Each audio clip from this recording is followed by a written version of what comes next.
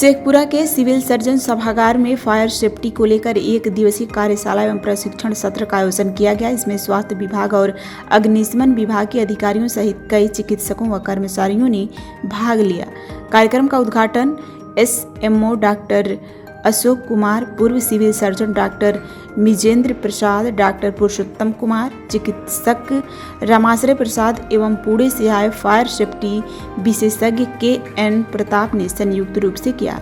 इस दौरान अस्पताल में आग लगने की घटनाओं की रोकथाम, राहत बचाव कार्य और सुरक्षा उपायों पर विस्तार से जानकारी दी गई।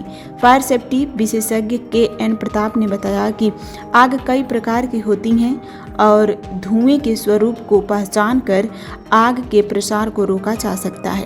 उन्होंने कहा कि अस्पताल अत्यंत संवेदनशील स्थान होते हैं जहां आग से बचाव के लिए मजबूत व्यवस्था और प्रशिक्षित कर्मियों का होना बेहद जरूरी है। उन्होंने आग लगने के कारणों और उससे निपटने के उपायों पर भी विस्तार से प्रशिक्षण दिया। कार्यशाला में रोटरी क्लब के सदस्य, विभिन्न अस्पतालों के डॉक्टर, जिला अग्निशमन विभाग के अधिकारी और सुरक्षा गार्ड भी उपस्थित रहे और सबों को बताया कि आग लगने से पहले क्या सुरक्षा होना चाहिए, क्या उपाय होना चाहिए, वो पहले सभी कर लें। यदि काले रंग का धुआं निकले तो उस पर पानी नहीं डालना है।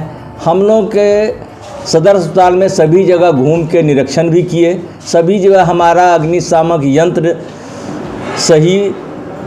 सही पाए और कहाँ कब यूज करना है, किस तरह करना है, उसके बारे में विस्तृत जानकारी हमारे जिलावासियों को दिए।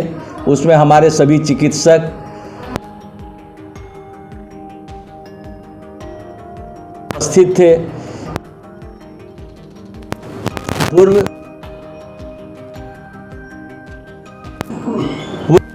मुंगेर के सिविल सर्जन डॉक्टर के पुरुषोत्तम थे। प्रोफेसर रमाकांत आरडीएस कॉलेज के थे।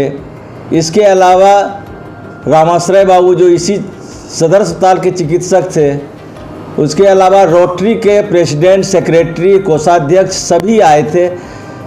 सबों के बीच इनका कार्यशाला काफ़ी सफल रहा और उन्होंने एक मैसेज दिया है जो कि जिला प्रशासन के लिए भी है, हम लोगों के लिए भी है कि जितने भी हमारे शेखपुरा ज़िला में जितने भी अस्पताल हैं, पीएचसी हैं, सभी जगह अग्नि का सुरक्षा होना चाहिए। खास करके हमारे एसएनसीयू में उन्होंने निरीक्षण किया तो वहाँ भी सभी उपक्रम सभी पाए, अग्निशामक यंत्र सही था और एक फायर एग्जिट बनाने का पिछले साल ही हमें बताया गया था, तो उससे हम 6 माह पूर्व फायर एग्जिट बना दिया। यदि हॉल में किसी तरह का शॉर्ट सर्किट और होता है तो तुरंत पहले यंत्र यूज करना है। लेकिन इनकी ख्याति पूरे हिंदुस्तान में है और ये ऐसा कोई संस्थान नहीं है हिंदुस्तान में जहाँ ये प्रशिक्षण नहीं दे चुके हैं। इसलिए संयोग से यहाँ आए हुए थे। इस मौके का फ़ायदा हम लोगों ने उठाया और सबसे प्राइम लोकेशन जो हम लोगों का है फायर सेफ्टी का, वो है सदर अस्पताल। क्योंकि आए दिन अस्पताल में दुर्घटनाएं घटते रहती हैं फायर की, इसलिए सबसे ज़्यादा सुरक्षित स्थान हम लोगों को इसी को बनाना है और इसी के लिए मैंने के.एन. प्रताप साहब से रिक्वेस्ट किया था।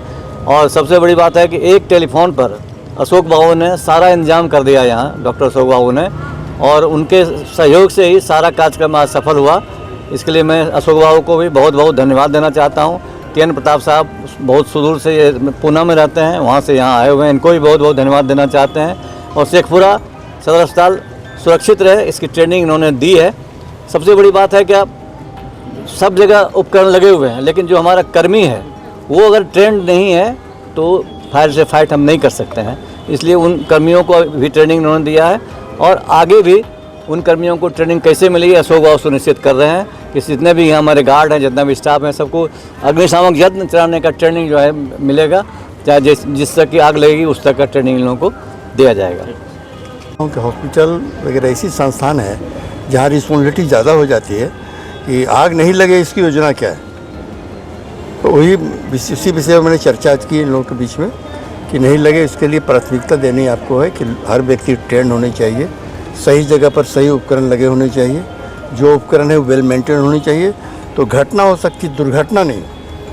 ये विषय के साथ मैं यहाँ बताया था। लोगों को प्रशिक्षित भी किया गया है, प्रशिक्षण भी दिया गया है लोगों को।